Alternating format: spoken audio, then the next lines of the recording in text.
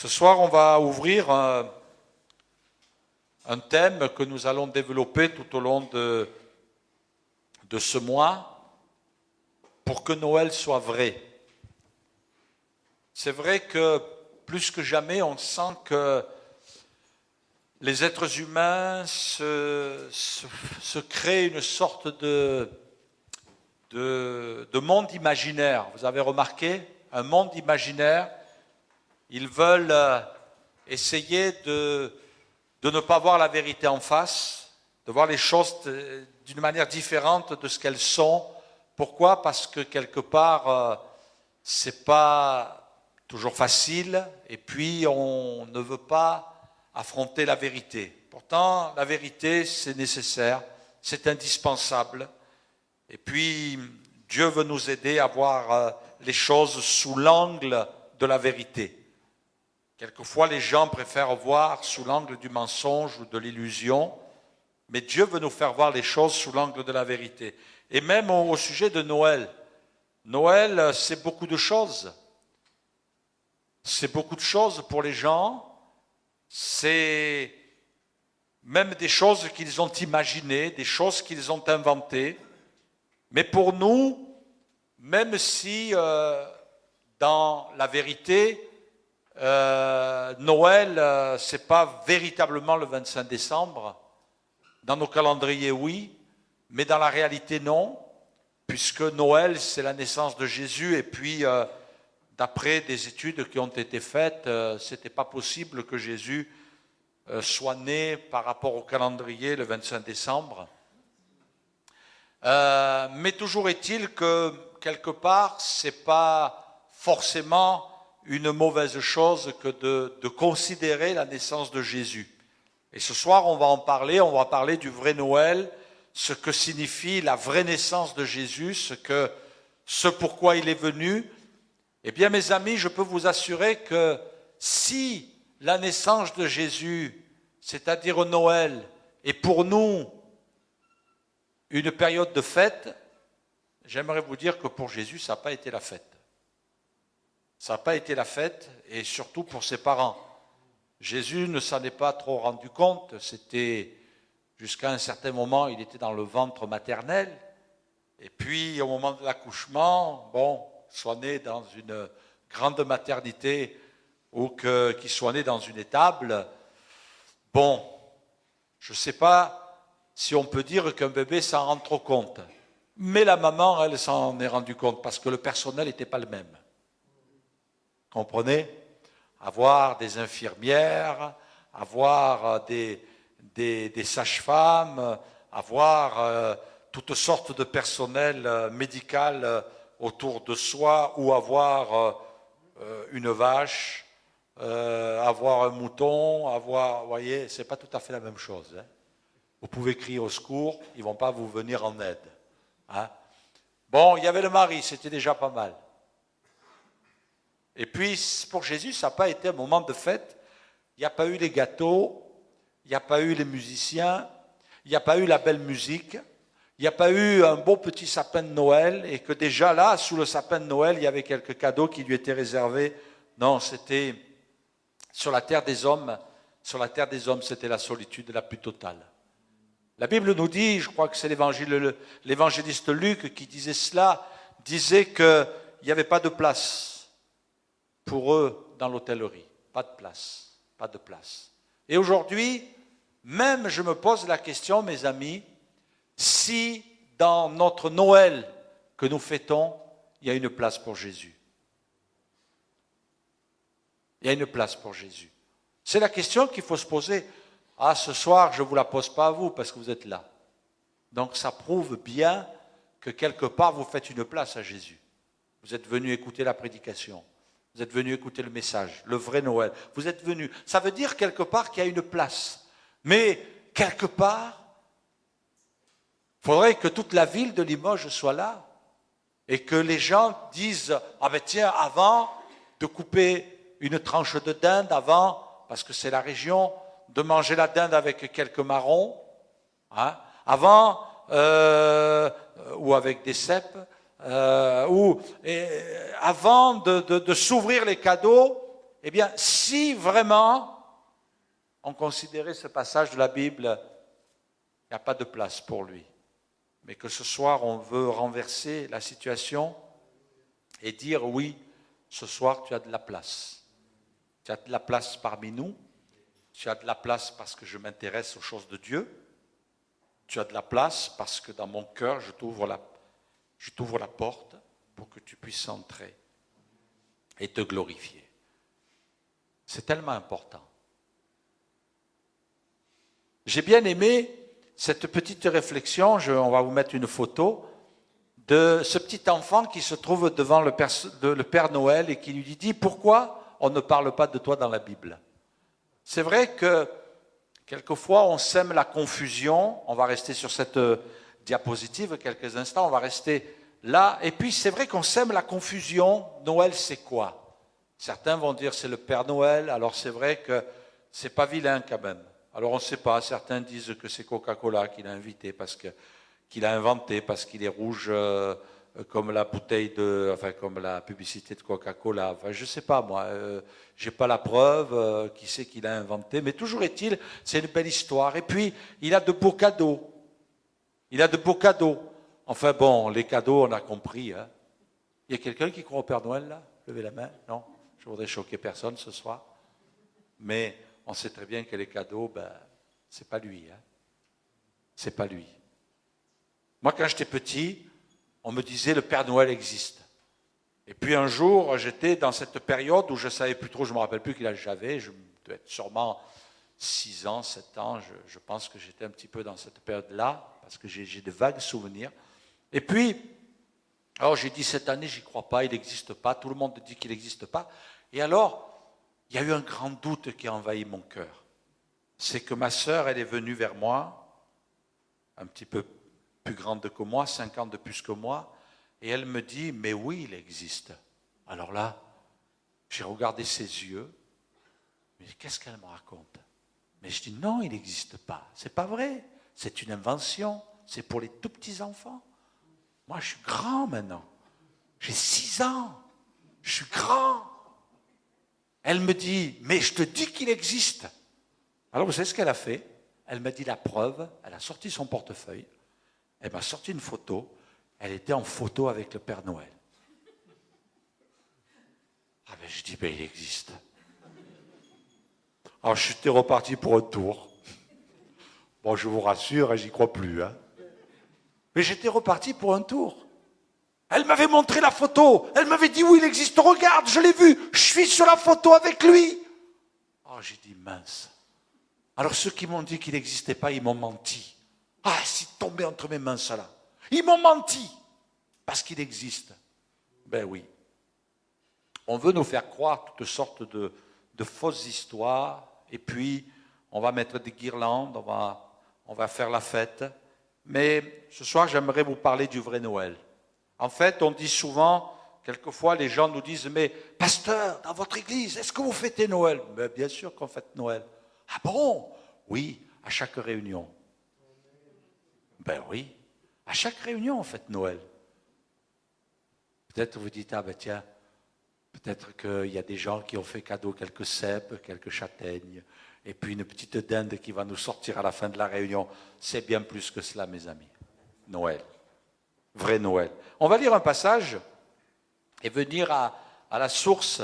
Dans Ésaïe, vous savez, Jésus a été annoncé, il a été prophétisé, puis dans Ésaïe, il est écrit, chapitre 7, verset 14, c'est pourquoi le Seigneur lui-même vous donnera un signe. Voici la Vierge deviendra enceinte, elle enfantera un fils et elle lui donnera le nom d'Emmanuel. Et dans Matthieu, est repris cette parole, voici la Vierge sera enceinte, elle enfantera un fils et on lui donnera le nom d'Emmanuel qui signifie Dieu avec nous. Emmanuel, ça veut dire, est-ce qu'il y a quelqu'un qui s'appelle Emmanuel dans ce lieu? Ça arrive, ne vous inquiétez pas, ce n'est pas un péché. Emmanuel, ça veut dire Dieu avec nous. Ah, j'en connais des Emmanuel. Eh bien, c'est Dieu, leur prénom veut dire Dieu avec nous. Première des choses que je voudrais vous dire, c'est que la naissance de Jésus, c'est du divin avec de l'humain. Vous savez, c'est c'est quelque chose qui nous échappe. Jésus a été enfanté par la puissance du Saint-Esprit dans un sein maternel. Après tout, on va extrapoler, Jésus aurait pu venir directement du ciel, accompagné d'anges, il serait venu, c'est le ciel qui descend sur la terre. L'image n'est pas mauvaise. D'accord? L'image n'est pas mauvaise, elle n'est pas fausse. Jésus, le Fils de Dieu qui descend, il arrive sur les nuées du ciel, pour quand même garder une connotation spirituelle et biblique, il arrive sur les nuées du ciel, les anges avec les trompettes. C'est toujours biblique ce que je vous dis là. Hein? Mais ça ne s'est pas passé comme ça. Mais enfin, je fais des regroupements. Hein? Je prends quelques images de la Bible. Et puis certains arrivent avec l'épée en disant « Faites place, le roi des rois vient sur la terre. » Et puis s'il y a quelqu'un qui se... Hop, derrière, s'il vous plaît, garde du corps. Hein? Et qu'en même temps, dans le ciel, là-haut, quand on regarde là-haut, il y a des éclairs. Chut. Ça, c'est Dieu qui témoigne. Et puis le tonnerre. Tout ce que je vous dis là, je n'ai pas inventé. Hein. Il y a quand même des choses qui sont écrites dans la Bible. Le tonnerre, les éclairs, les anges avec l'épée flamboyante, d'autres avec la trompette. Mais ça ne s'est pas passé comme ça. Ça aurait pu, mais ça ne s'est pas passé comme ça. Dieu a manifesté toute sa puissance par le Saint-Esprit. La vie de Dieu, la semence de Dieu est venue dans le corps d'une femme qui s'appelait Marie, une vierge. C'est pour ça qu'on appelle la Vierge Marie, enfin certains sont allés loin là-dessus, mais elle n'avait pas enfanté. C'était un sein maternel qui était neuf, qui n'avait jamais servi, le premier, la place de Jésus. Et voyez-vous, là, il y a tout un message que Dieu nous lance. C'est que Dieu veut mettre du divin dans l'humain. Dieu veut mettre sa présence dans notre vie. C'est ça qui est important, c'est ça le message. Il fallait que Jésus, au travers de cela, puisse nous apporter tout un message aussi, du divin qui vient dans l'humain. Et ce soir, ce que Dieu veut, c'est te dire, Dieu veut mettre du divin dans l'humain. Et même Marie ira jusqu'à dire, mais Dieu a jeté les yeux sur la bassesse de sa servante. Oh, elle n'a pas dit ça pour rien, elle devait sentir sa misère, elle devait sentir ses limites, elle devait sentir ses luttes, ses combats. Certains ont fait passer Marie pour quelqu'un de « Ah, après Dieu, il y a Marie ». Mais vous savez, c'est faux. Hein. Marie, c'était une femme tout à fait normale, tout à fait madame ou mademoiselle, plutôt pour être plus précis, de mademoiselle tout le monde. Et puis des combats, des besoins, des difficultés, des souffrances, des douleurs et des luttes. La bassesse de sa servante, parce qu'elle a réalisé ce qu'elle était. Mais Dieu veut mettre du divin dans l'humain. Ce soir, Dieu veut mettre du divin en toi. Ça, c'est important. Et puis, on en parlera un petit peu plus loin, mais c'est un Dieu qui veut vraiment nous comprendre et qui se met à notre portée. Et pour vraiment, vraiment, vraiment se mettre à notre portée, c'est un Dieu qui s'incarne dans l'humain. C'est un Dieu qui vient dans l'humain. Vous imaginez un petit peu du divin qui vient dans un corps humain. Et Jésus était parfaitement homme. Il devait se sentir à l'étroit. Se sentir à l'étroit à l'intérieur d'un corps humain. La Bible dit que les cieux des cieux ne peuvent pas le contenir. Un grand Dieu, un Dieu puissant. Eh bien, il est venu se rétrécir, si je peux me permettre cette expression, dans un corps humain pour nous comprendre, pour éprouver ce qu'on éprouve, pour ressentir ce qu'on ressent. Et c'est ça qui est beau. Ce n'est pas un Dieu qui de son ciel, sur son trône, est là en train de regarder l'humanité dans la souffrance. Vous savez, quelquefois, on reproche, moi je ne fais pas de politique, mais on reproche aux dirigeants de ce monde qu'ils ne comprennent pas les gens qui sont dans la souffrance. Parce qu'ils vivent sur une autre planète.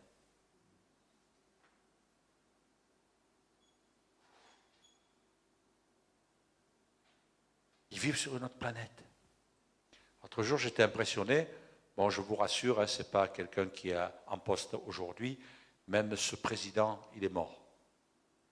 Mais on a questionné un jour un de ses cuisiniers, et il a envoyé un dimanche soir, à 11h du soir, il a envoyé son cuistot acheter des langoustes. Monsieur avait envie de manger des langoustes. Et puis le cuisinier s'est exécuté, il a pris le téléphone, il a téléphoné à tous ses contacts, et puis il a pris la voiture, il est allé chercher ses langoustes, il a préparé le repas. Monsieur le Président voulait manger des langoustes. Peut-être que nous, on ne va même pas manger à Noël des langoustes. Moi, si je dis à ma femme aujourd'hui soir, chérie, va m'acheter des langoustes. Je finis dans la baignoire. Je finis la nuit dans la baignoire. Elle va me dire, va te coucher dans la baignoire, je ne veux plus à côté de moi. Hein? Ah ouais? Mais quelquefois, Jésus n'a pas voulu ça.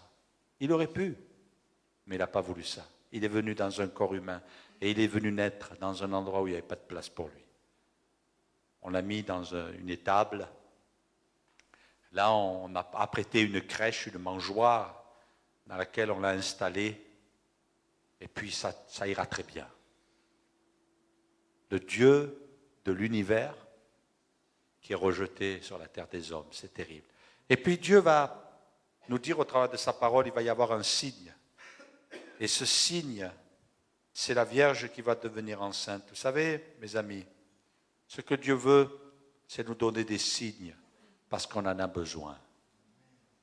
Ils sont indispensables. On a besoin que Dieu se révèle. On a besoin que Dieu se montre. On a besoin que Dieu se manifeste. Et ce soir, Dieu veut te donner un signe. Et ce signe, c'est Dieu avec toi. C'est pas toi tout seul. C'est pas toi à côté de Dieu ou Dieu à côté de toi. C'est Dieu avec. Dieu est avec toi. Dieu veut être avec ta vie. Dieu veut être avec tes problèmes. Dieu veut être près de toi pour t'épauler dans les moments difficiles. Il est avec toi. Il ne te lâche pas. Un petit peu comme quelqu'un qui est blessé et puis qui est accompagné par son meilleur ami, qui l'accompagne à l'hôpital et qui va passer la nuit avec lui et qui va le soutenir. Il est avec, il ne le lâche pas. Eh bien, Dieu ne te lâchera pas. Si toi, de tout ton cœur, tu désires le rencontrer, Dieu ne te lâchera pas. Un signe. Et puis la Bible nous parle de tout ce message de Noël. Qu'est-ce que le message de Noël? Qu'est-ce que vraiment le message de Noël? Le message de Noël, c'est Dieu qui nous dit, venez à moi, en la personne de Jésus, venez à moi, vous tous qui êtes fatigués, chargés, et je vous donnerai du repos. Venez à moi, vous tous qui êtes fatigués. Le message de Noël, c'est Jésus qui dit, eh bien, le jour de la fête, c'était pas la fête de Noël, mais c'était une fête importante. Eh bien, Jésus s'est mis là, debout, et il s'est mis à crier. Le verbe s'écrier ici, le verbe qui est employé, on va vous afficher le texte, Jean chapitre 7, verset 37. Eh bien, ce texte où il nous est dit que Jésus s'est mis à s'écrier, c'est un verbe où il nous est dit qu'il s'est mis à crier, mais un cri d'hurlement. Et puis, pour que tout le monde l'entende, Jésus a dit, si quelqu'un a soif, qu'il vienne à moi et qu'il boive. Jour de la fête. Il y a des gens, ils vont être déçus pendant cette période de fête. C'est terrible. Parce que